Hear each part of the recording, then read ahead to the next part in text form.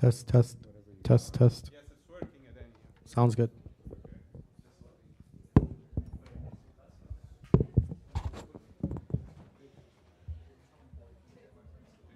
You got two. Handheld would be preferred like that.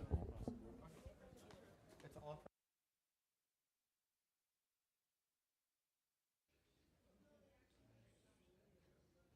And we have one for the crowd in case there's. Oh, Q&A, yeah, great. Crowd control.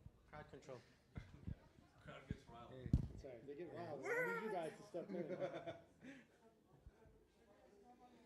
Exercise some church discipline over here. Hello. So.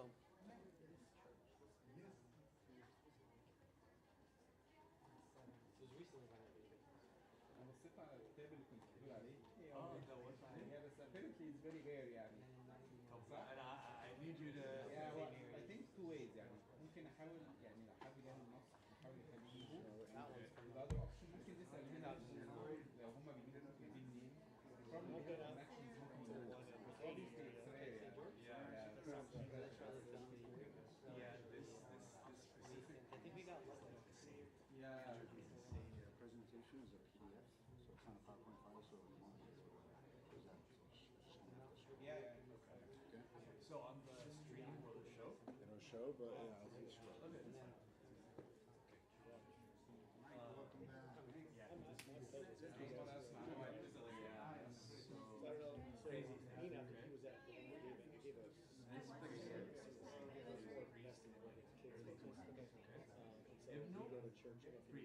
Okay.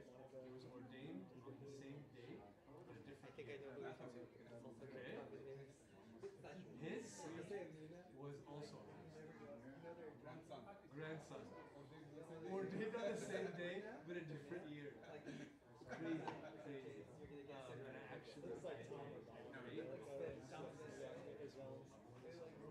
you know Bob Jones? Yeah, I know you've seen him. and like each one took a name. So like I think Noah and Conquista started Una Sandros, Lacru, but I think the son is Lacru. The last one, Una Sandros, Sandros, this son.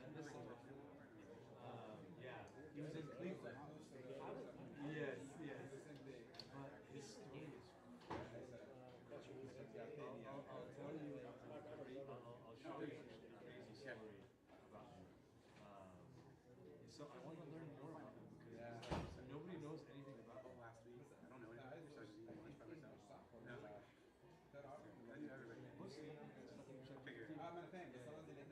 No, yeah, English. There's no way. You can't even find an Arabic. Right, how is it here? Yeah, good. You get a chance to grab some or? Oh yeah, or it was good. Because the line is usually it's too long. No, they were fine. Okay. It was fast. Was good? Yeah. That's it. ده مين فيهم بقى؟ ده الكبير ده الابن ده الgrandson. Really? Yeah. He has videos. So in 1913, he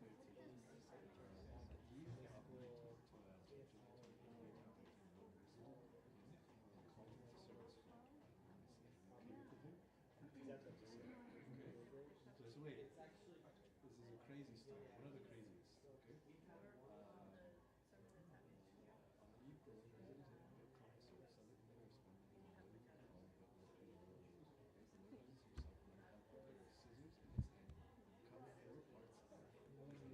I call you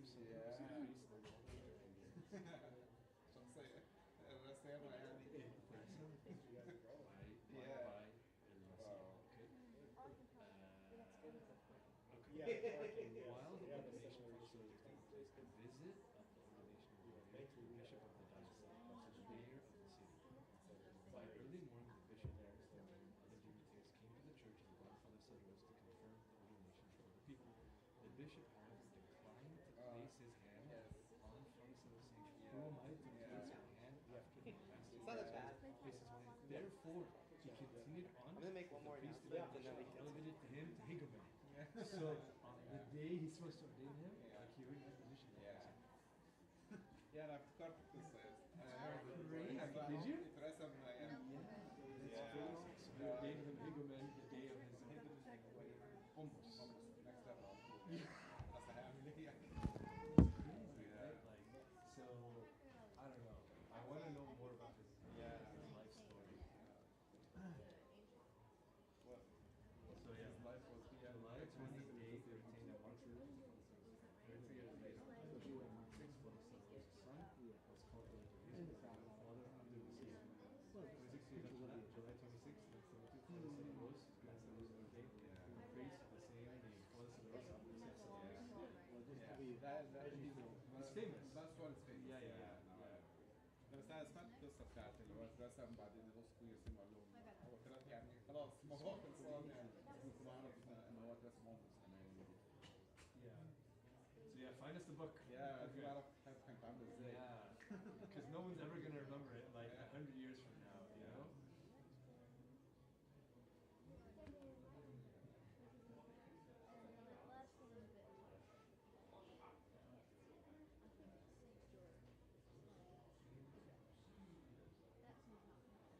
they said they would take us over to the main sanctuary for Pope too. Maybe this is just the older one that's, already kind of dated in the nation.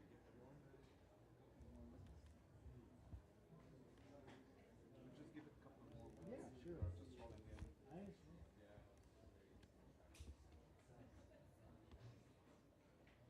Do you think for most people this is what they're saying? yeah because like I serve this was just really awful last night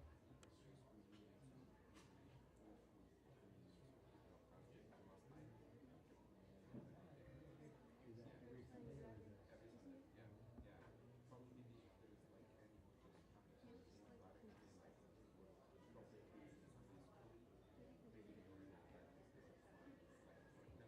like then we serve this like Yeah. Maybe just like saying that.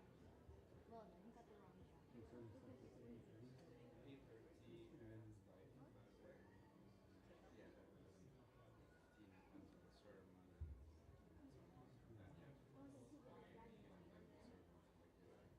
then 11:15 depends on the sermon and some then yeah 4:30 and then the sermon to like the connections there's two classes in the back here Oh, okay. but then there's like a couple of classes in this corridor and then there's like 10 classes upstairs yeah so probably like high school elementary upstairs So the 8:30 to like 11 all together in one, in the bigger one the all, for that whole time, all the uncles are together? just a bigger yeah just the service yeah Which here longer service we have? Our service is 7 to 8.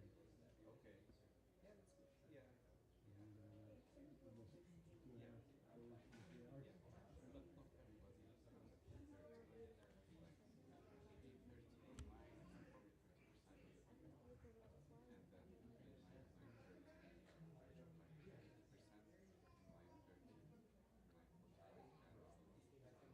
everybody's running late getting everything early anybody comes on 10 minutes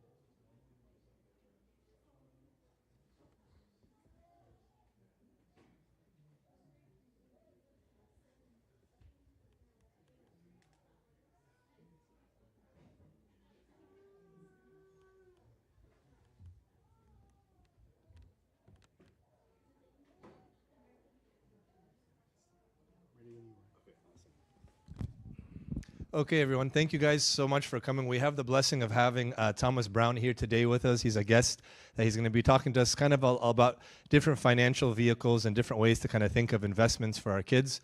And then we'll have some time for questions, God willing, at the very end. So without further ado, I'll go ahead and get started. Thank you. Okay, thanks, guys. Here you go, Mina.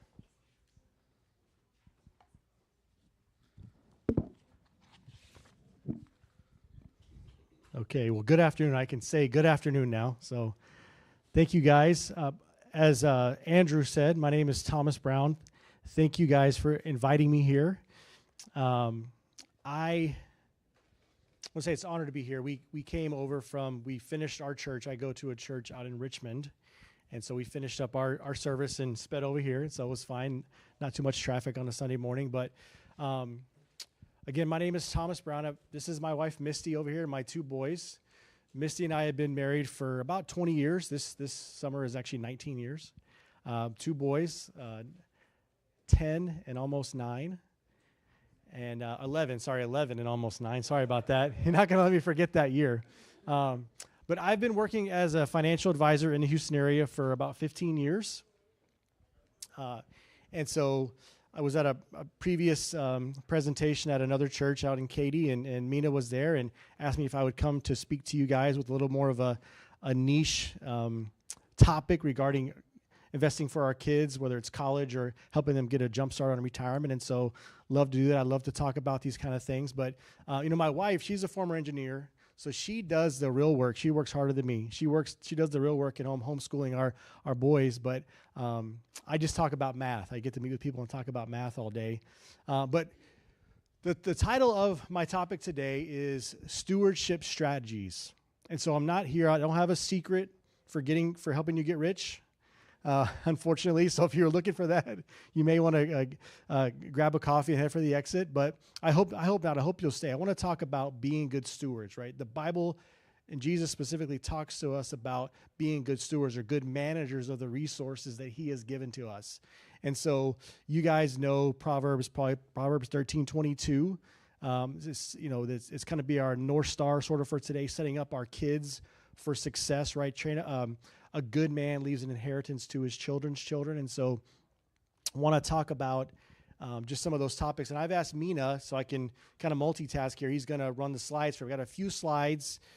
Going to run through a few topics. It's going to be a lot of information today, so feel free to pull out your phone if you want to take a screenshot of certain slides. We're going to run through a lot of topics, but then I want to leave some time at the end to let you guys ask questions, okay? So with that, let's get started. So the question is, why is this a good opportunity now? There's been a lot of changes in regards to, there's a lot of legislative changes in regards to retirement and savings. A lot of you guys have heard like the Secure Act, or Secure Act 2.0, the one big beautiful bill that got passed recently last summer. There's a lot of changes in regards to not just retirement savings, but also college savings. And so this is a good time to sort of have a reset on those laws and what they mean. And so, again, we're going to discuss several options today. We're going to run through a lot of options. So think of this as sort of like a buffet, right? You're not going to want everything, but you may want some of it, and I definitely don't want you to leave the good stuff on the table, okay? I want you to understand it and go for the good stuff, okay? So we're going to cover everything from sort of prepaid tuition, which in the state of Texas, we have a prepaid tuition program. I'll talk a little bit more about that in terms of college tuition. Everything from that, which is a really safe bet, up until the Wealth Builder, which is that custodial Roth IRA, which is a long-term tax-free vehicle that you can help with your kids, set up for your kids. And so we're also going to look at, you guys have maybe heard the Trump accounts. Did you raise your hand if you've heard of the Trump accounts? A Trump account, right? What is a Trump account? Well, it's something that was passed with the one big beautiful bill. Still a lot of unknowns around the timing of it and when it's going to happen, but it's something that is available out there for you to start signing up for. And so we're going to talk about that. And for kids that were born last year through this year, you actually are through Trump's term, 2028, the government is actually going to give $1,000 through some generous donors. They're going to give $1,000 like a seed deposit into that account. So something to think about. So let's hop into this first option here, if you wouldn't mind me. This next slide. Yep. So 529. This is probably one if you've heard of college savings in terms of investments in a tax-free growth area, this is probably the what you've heard of is a 529, right? And what is 529? That's just a section of the IRS code that creates this. But a 529 basically is a way to save for college. And so, what are the benefits? Why would you want to consider it? Now, in Texas, in our state, we don't have a state income tax. So 529s are state sponsored. Okay, and so if you live in a state with state income tax and you invest in 529s, they give you a tax deduction for those investments. Now, that doesn't apply for us here in Texas because we don't have state income tax, right? But we do get the benefit of having all the gains in the account being, there's not one over here, there's one over here, all the gains in the account being income tax free. No federal income tax on those. Now, they go in after tax.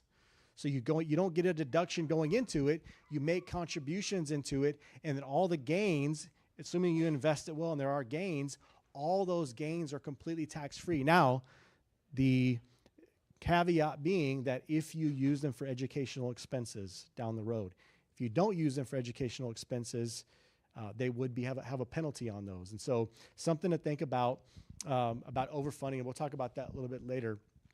But here's another perk for them, that they are shielded from creditors.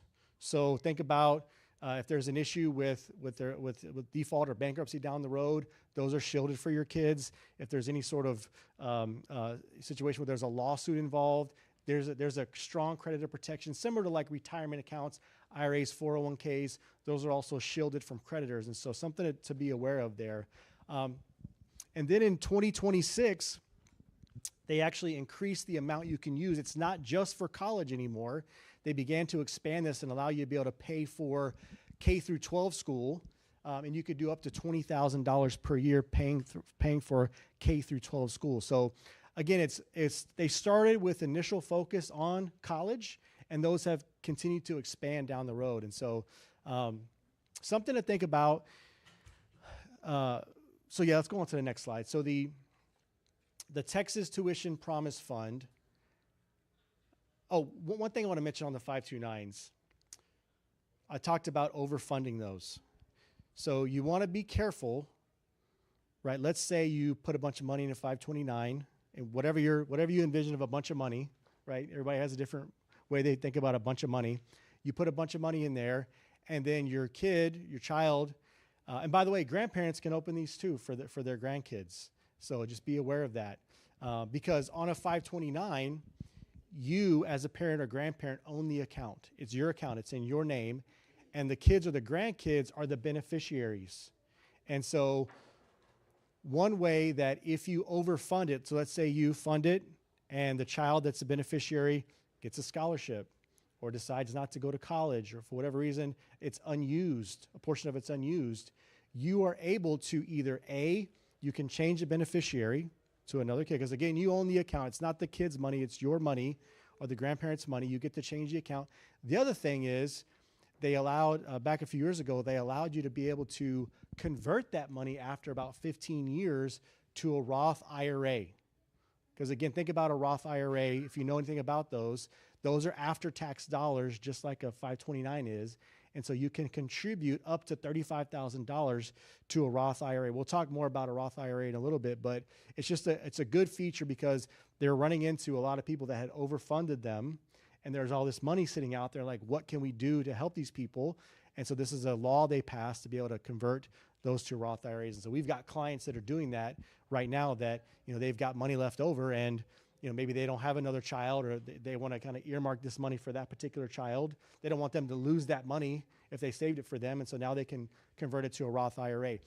Now, we'll talk more about Roths in a minute, but the thing you understand about a Roth IRA is that you cannot fund that for your kid unless they have earned income.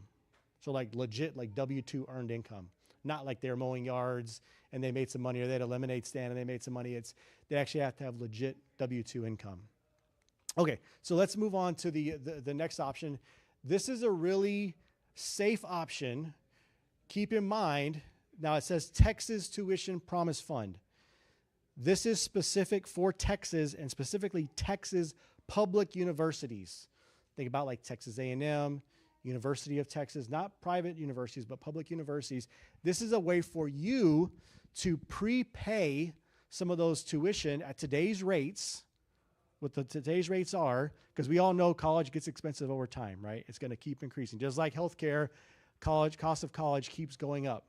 And so this is a way for you to have some inflation protection, start to invest money now. They have payment plans where you don't have to fund all of it at once. You can do it over a number of years, but you agree to a payment plan and you pay that payment plan. You're locking in today's costs for your child or grandchild 10, 15, 20 years down the road.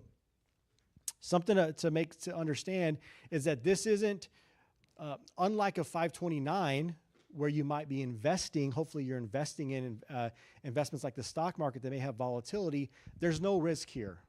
There's no risk. Well, I'll take that back. There is one risk. The one risk is if your child decides to not go to a Texas public university, okay?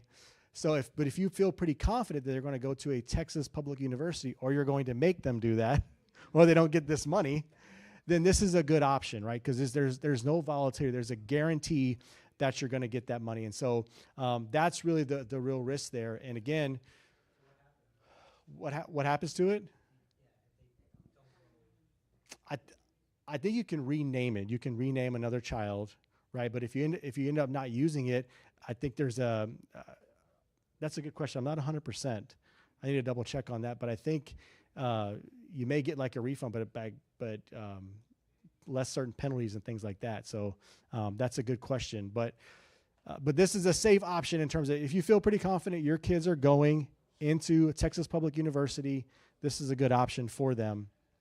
I'm going to double check on that, though. I'm not sure what happens. That's a good question.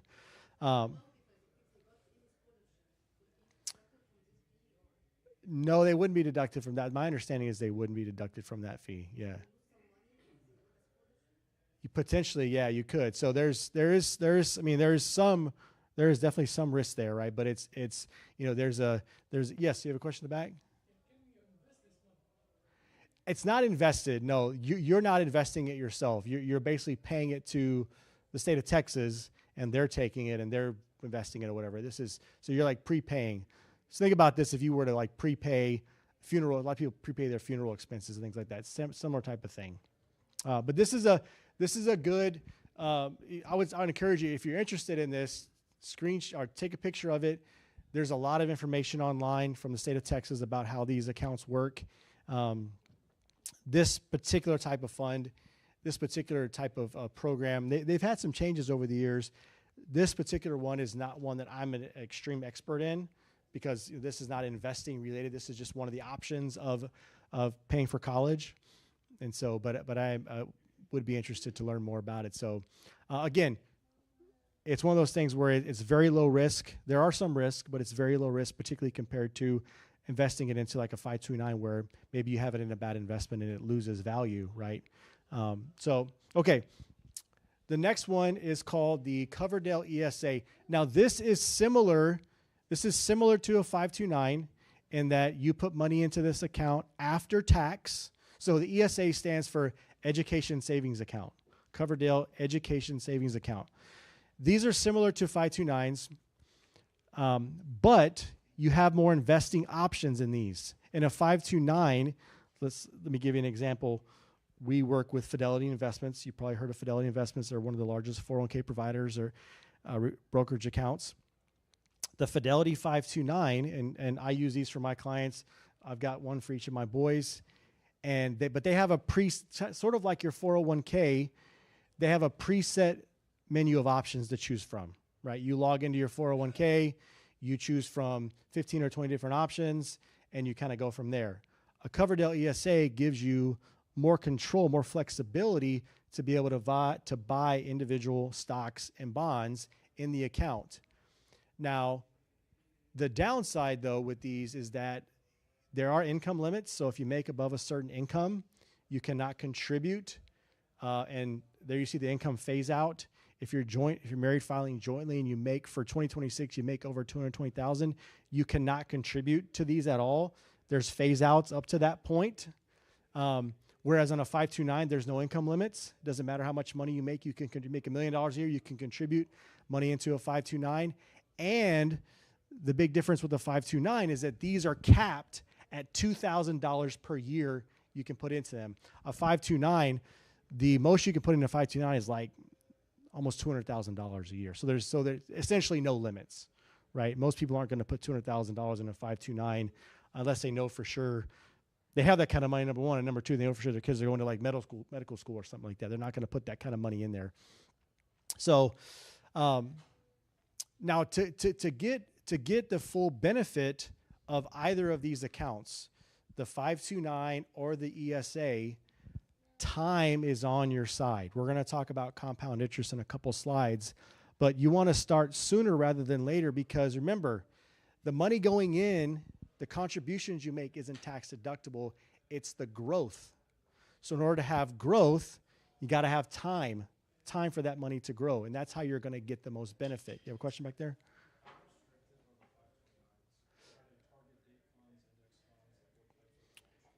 Yeah, it depends on the provider you go to. He said, what are your options in a 529? How restricted is it? Depends on the provider. And so I can speak knowledgeably about Fidelity's platform. We use the plan. Again, remember I mentioned these are state-specific plans.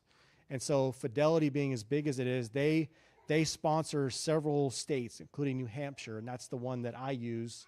And those, they do typically have a mix of target date funds, index funds.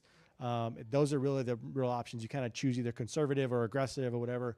It's sort of like a preset thing. You're not getting to kind of make your own a la carte menu like you would in a Coverdell ESA, okay? These have a little bit more broader use, the ESAs versus the 529s. Not a whole lot anymore, just because they have expanded the 529 use over the years.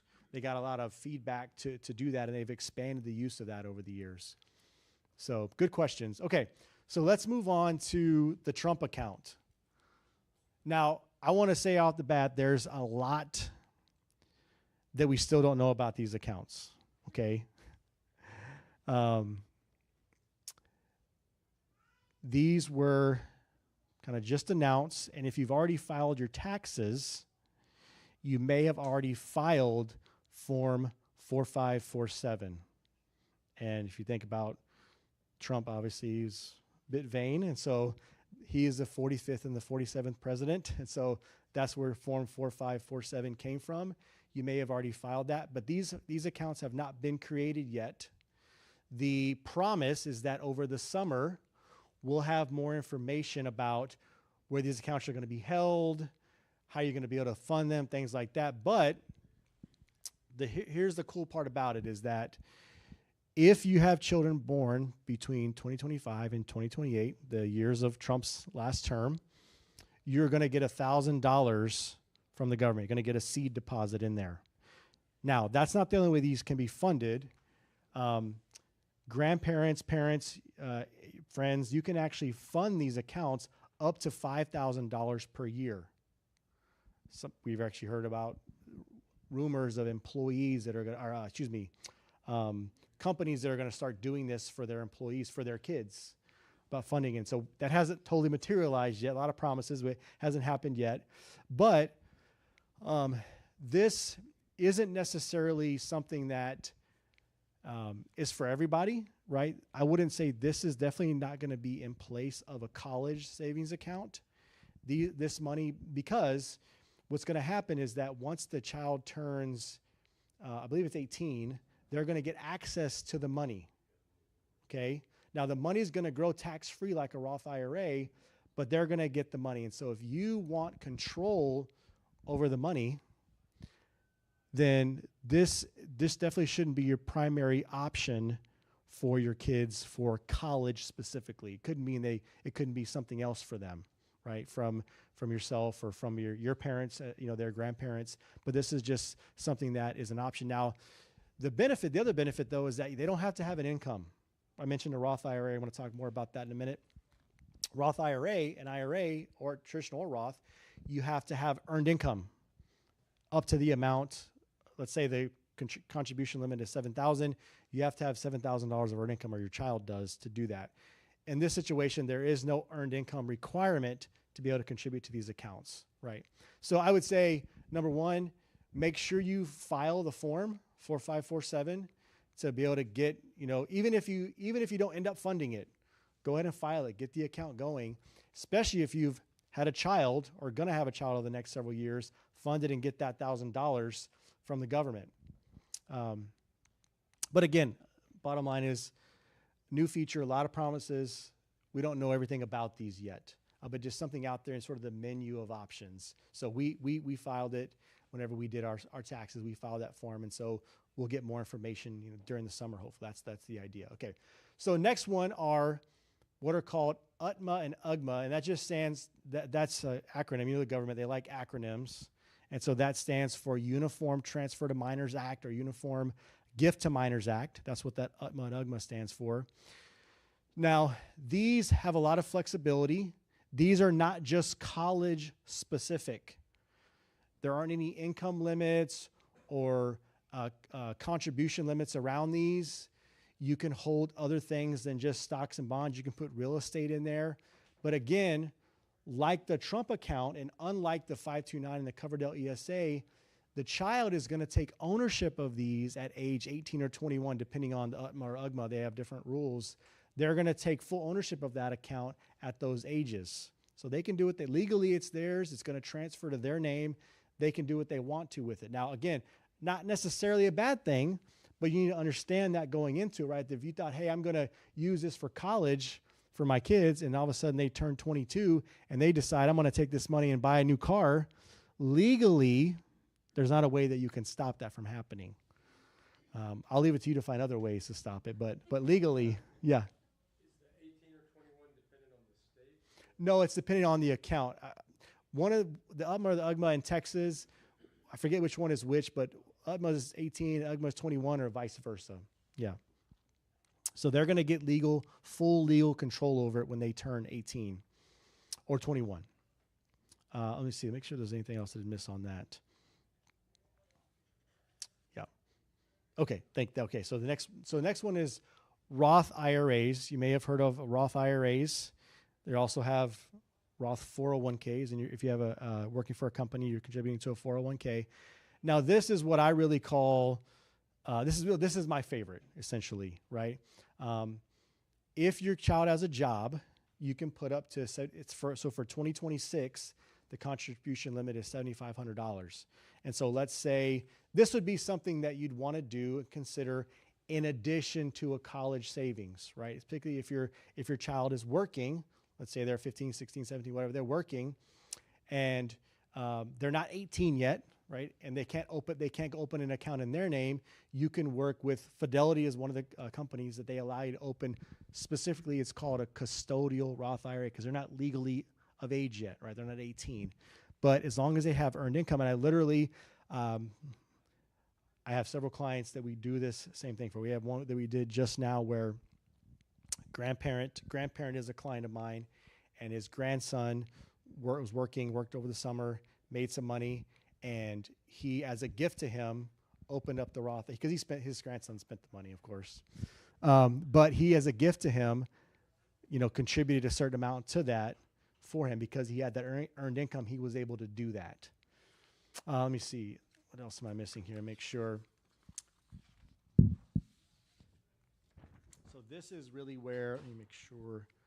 Yeah. So this is really the ultimate wealth building tool because this money goes in tax-free, goes in after tax, right? So, and then let's say they do that for a few years. Let's say your child is earning money for a few years, and either they're able to contribute or you contribute for them or you match with them somehow. You put in X amount, I'll put in X amount, I'll match it, right? If that money goes in there and stays in there, is invested in a good growth stock type of portfolio, this money can really compound and grow over the years. And down the road, when they get retirement age, all that money, all that growth is completely tax-free. So it's a really cool way. And I don't know about you, I like tax-free.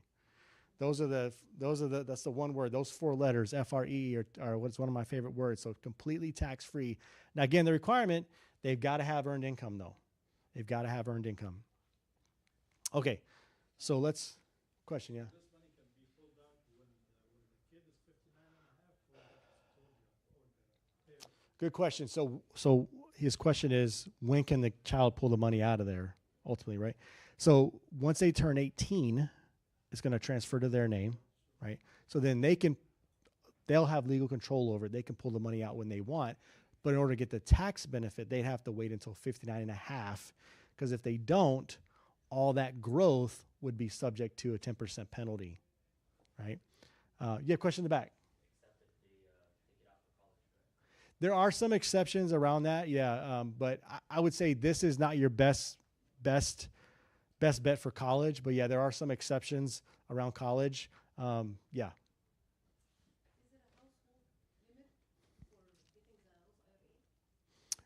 Is it a household limit? No, it's an individual limit. It's an individual person limit. So let's say you got a husband and wife and 2 kids that are working, you'd be 7,500 times 4. As long as all those people were, as long as the 2 kids were earning income. Does that make sense? Yeah. So there is an exception for spouses. So let's say one spouse is working, one is not. The spouse that's not working can contribute to a Roth IRA, even though they don't have earned income. So that's a non-working spouse. That's the one exception. But for kids, yeah, you've got to have earned income. You've got to have that W-2 income. Okay. So the back, yeah.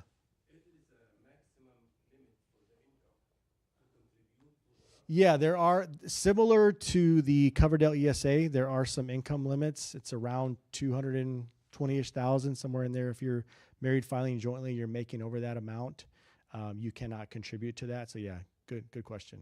Yep. Okay, so this next page here, I've got so this is where you might want to pull out your phones, take a picture, doing a comparison here of all the different accounts that we just covered, tax status, what they can be used for, contribution limits. One thing to keep in mind, so if you're looking for college only, a 529 or a Coverdell ESA would really be your best bet. Right? If you're looking for a way to help them jumpstart, maybe it's a down payment on their house. Maybe it's a new car when they graduate. Maybe it's help them start a business down the road. This is where you'd want to look at maybe the Trump account, maybe the UTMA or UGMA. If you want to help them get a jump start on their retirement funds, this would be the Roth IRA. All right, so you got a number of different options here. Again, you wouldn't do all of these. So for college, you'd probably want to pick 529 or a Coverdell ESA, right? Depends on your situation, right? If you're making under a certain amount and you say, I'm only going to contribute X amount for my kids and the rest they're going to have to pay and work for while they were in school, then maybe the Coverdell ESA is a good fit.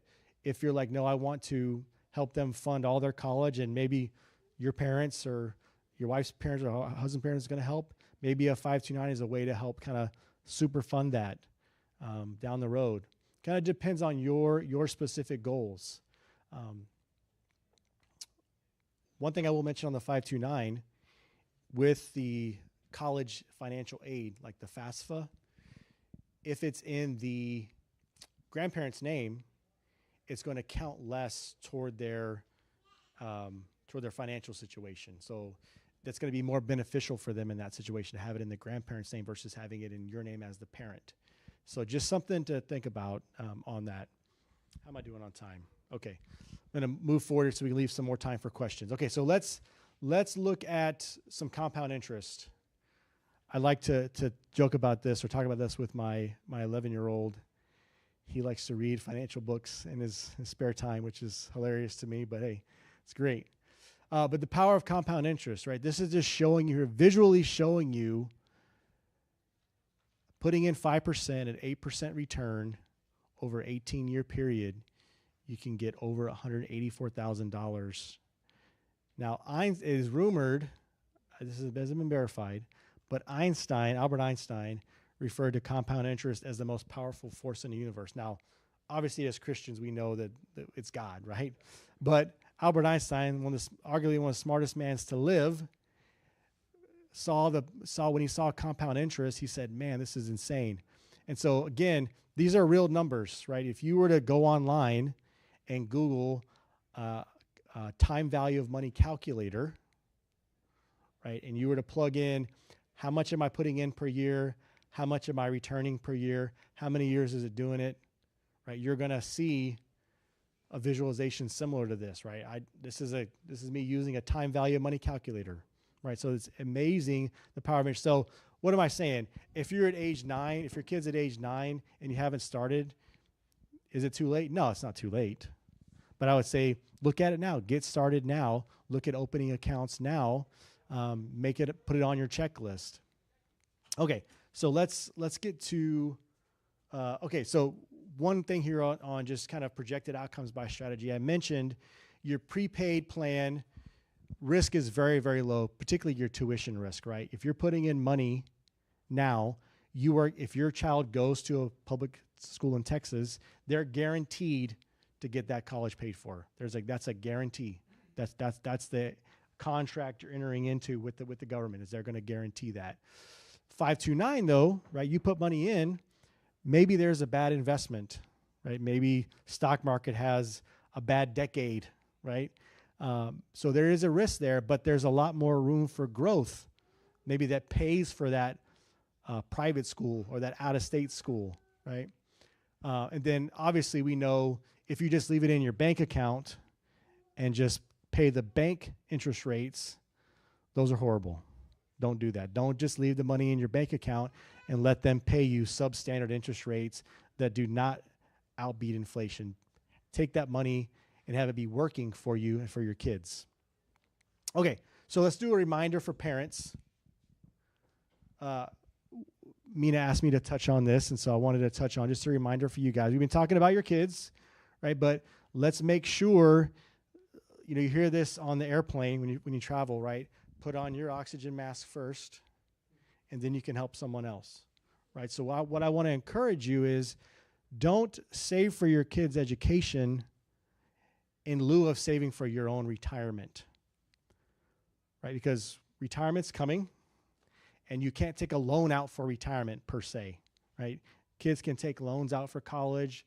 They can work during college. My wife and I both worked full-time while we were going to school. Nothing wrong with that. But you want to make sure that you've got your oxygen mask on first before you try to help your kids. So let the college be a part of a diversified plan of your own retirement savings. So the limits, we talked about the Roth IRA. Those are available for grown-ups as well, right? 18 plus. We've also got the traditional IRA, and that may be kind of small. This may be something you take with your phone. But traditional IRA, pre-tax, money grows tax deferred, and it's taxed when you take it out. Roth IRA goes in after tax, grows tax-free, and it's completely tax-free when you take it out. Now, that traditional IRA, once you hit age 75, if you're born 1960 or later, the government's going to start making you take out a certain amount of money every year because they want their tax money that they've been lending you. So think about your traditional IRA. If you've got money in a traditional 401k or traditional IRA, the government's name should be on that account as well because they own some of that money, okay? They're a co-owner with you. Whereas a Roth IRA, it's 100% yours. The limits for 2026, $7,500, $8,600 if you're 50 and over, you get an extra $1,100. Again, these are IRAs. Most of you, if you're working, you may have access to a 401k, and so I would consider that as well. So, okay, let's move on as we're wrapping up here. Some things to think about, some checklists to think about. Make sure that you're filing that form, 4547, to take advantage of that Trump account. Get your $1,000 deposit. September 1st is when the window opens for the Texas Tuition Promise Fund. So make sure, be aware of that. And then on your beneficiaries, this is important to make sure that you're, particularly on an UPMA account and an UGMA account, make sure that your kids are listed on there in terms of their tax rate, because they're going to be at a lower tax rate than you. And so you want to make sure that they are, the account is not just in your name. So in other words, don't just open an account in your name only and kind of in your mind say it's their account. If you do that, understand that you're going to have less of a tax benefit than if you were to open another account Maragma, for example, and put the account as them as the beneficiary of the account. So if you're looking to do that, if you're looking to open an account like that and have that flexibility, make sure that you're setting it up properly. That's the bottom line there. Okay, so a couple of disclaimers, right? I'm not a CPA. I'm not an attorney. I'm a financial advisor, so make sure that you're talking to someone specifically about your tax situation. I can point you in the right direction, but I do not file taxes. I do not draft legal documents. Make sure that you're talking to a professional. Right? If you don't have a money person, or if you have a money person, I would say talk to them about what options you think are best for you. If you don't, happy to talk to you. No charge for a conversation. And so whether that's today, whether that's later, I'm going to have my contact information up there. Feel free to reach out, right? We don't know what the markets are going to do, though, right? I mean, obviously, we've had a lot of volatility lately with what's going on over there. And so, past performance does not guarantee future results. And some of these laws, like they do, laws will change, right? So it's good to stay aware of those and be aware of what's going on with the latest and greatest as far as the tax laws and regulations. So, okay, last page here. I think I've got my contact. Our Q&A. Let's do a Q&A. Let's leave a few minutes here. What questions do we still have? Go ahead. Just now, from your own experience, what do you think the best for the kids? Always see it as information. Which one would be best for the kids to invest in? I know you spoke about 529. Which one is better to go to start, or if you are in it, which one you can just go ahead invest more? From your own experience. Yeah, so if I had to pick it, so for college specifically, let's talk about that. I would go with the 529. It has less investment options, but it is they're typically very low costs, and I like the flexibility of those and the ease of those. Not a huge difference between the ESA and 529, other than the income limits, things like that. But I would go with the 529. That's the bottom line on the college. On the kind of retirement, other type savings, it just depends. If you have kids or grandkids that have earned income, I would look at the custodial Roth IRA. Absolutely, I would. I would definitely put the Trump account, even if it doesn't get funded. I would open that up. I would get that Trump account opened up, right? Because you just never know, right? So I would definitely do that. But the Roth IRA would be the investment side of it. That would be that tax-free growth. That's a great vehicle. So I would say 529 for college, Roth IRA if they have earned income, and then put that Trump account as well in there. And if you're going to get that $1,000, or you may end up funding it down the road. Good question. So the Trump account is just restricted to the $1,000 you cannot have? No, the Trump account, the $1,000 is if your child is born between 2025 and 2028, but you can contribute up to $5,000 to it. Yep. So it's additional $5,000 per year. Yep. For the 529, can it be for multiple children, or it has to be one based the beneficiary will be one child? Good question. Yeah. So his question was, can the 529 be for one child only or multiple children? Be one account per child. So you can open multiple accounts, but a 529 can only have one beneficiary. Yep. So you as the parent or grandparent would open it, and one child would be the beneficiary. You can change it down the road, but you can't have multiple children on one account. Another question. Whatever the money put in the 529, is it tax deductible? No. So the money goes in after tax, so you don't get a tax deduction in the year you make the contribution. But like a Roth IRA, the money grows tax-free. And as long as you take it out for college expenses, it's completely tax-free. So no tax deduction. So, say if you're going to take out some money out of your 401k and invest it to 529 school, would the federales, for example, do they penalize you for doing that 529 without being penalized?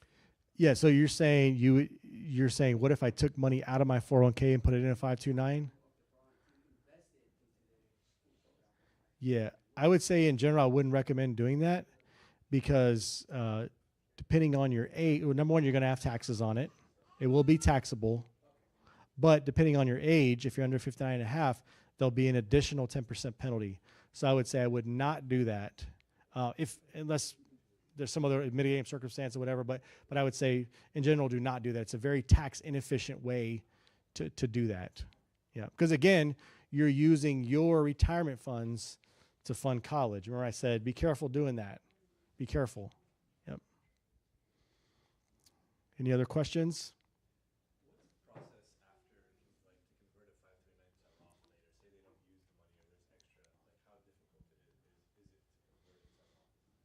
Not difficult. So one of the first hurdles, though, it's got to have been open for 15 years.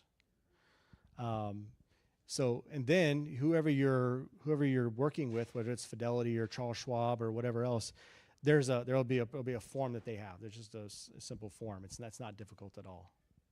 Yep. But again, you can only do it up to the contribution limit for that year for income, and they have to have earned income for that year. So let's say the max you can do is $35,000, right? So you're not going to be able to do that all in 1 year. Let's say you have $35,000 left in there. You can only do it up to the max contribution limit paired with their earned income for that year. So it may take you several years to fill up that $35,000 bucket.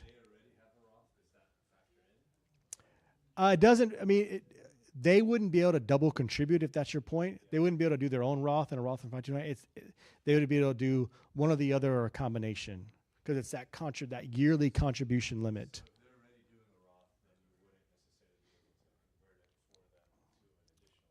Correct. Yeah. Yeah. Not sure if I read the slide right, but is the R&Ds from 75 or 72? So, yeah. So RMDs. Good question. Required minimum distributions. I mentioned that traditional or pre-tax IRA or 401k. At a certain age, the government's going to make you start taking a certain amount of money out every year because they want their tax money. Originally, it started in 1986. It started at 70 and a half. Then they moved it up to 72, and now it's 73 and now 75. So if you're 1960 or later, it's 75. If you're like the age right now is about 73, depends on your year of birth, right? So for most people, though, 1960 or later, it's 75. And the Roth doesn't have it because it's already after tax money. You've already paid your tax on it. So it's a really powerful tool that way. Great questions. Okay, anything else? Okay, I want to put my information up there. Feel free to take a picture. My contact info up there. Again, happy to have a conversation with you. No charge for that. If you've got a money person you deal with, great. Ask them and tell them, hey, I heard this really great speaker. He gave me some great information. Now I need help acting on it. If not, I'm happy to chat with you and at the very least point you in the right direction. But like I mentioned, I'm a wealth advisor. I work for Davidian Wealth Solutions in Houston. Been doing that for about 15 years now, and so I help people every day tackling these type of questions and getting into the nitty-gritty. And if I don't know the answer to a question, I'm going to help figure it out. I like to learn too. So I think that may be all I have. Yeah, I think that's all I have. So if there's no other questions, thank you guys so much. I'm going to hang around. If there's any questions you guys want to come up on, I'll have some business cards if you want to take those as well. But thank you guys for having me.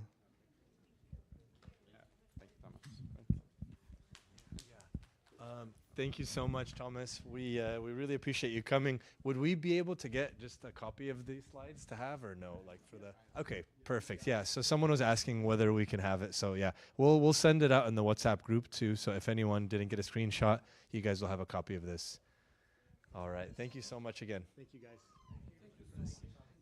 Abuna will lead us in prayer, and I just wanted to mention next PCP meeting, God willing, is going to be April 19th. So we'll also be having a different guest speaker that day. So April 19th, please earmark it for that Sunday. Tell them it's a guest speaker. Oh, it's a guest speaker from out of the country. Yes, thanks, Abuna. A guest speaker from yes, out of the country. So it's going to be a really special treat. So please make sure you're here. April 19th.